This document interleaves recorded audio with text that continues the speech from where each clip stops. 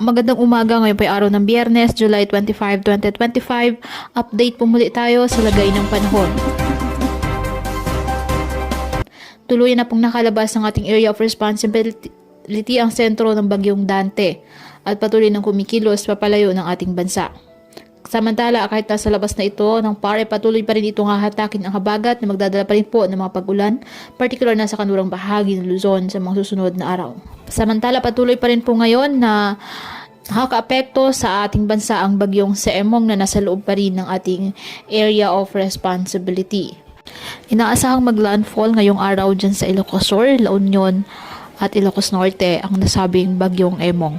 Signal number 4 tinaas ngayon sa Ilocos Sur, dyan po sa La Union at Pangasinan. Signal number 3 naman sa natitirang bahagi ng Ilocos Sur, natitirang bahagi ng La Union, Burgos, Pangasinan, Abra, Mountain Province, Benguet, at signal number 2 sa Ilocos Norte, natitirang bahagi ng Pangasinan at Abra, Apayao, Kalinga, Mountain Province, Ifugao, natitirang bahagi ng Benguet, Babuyan Islands, Cagayan, Nueva Vizcaya, Zambales, at signal number 1 naman po sa Batanes, natitirang bahagi ng Cagayan, Isabela, Quirino, natitirang bahagi ng Nueva Vizcaya, natitirang bahagi ng Zambales, Tarlac, Pampanga, Nueva Ecija.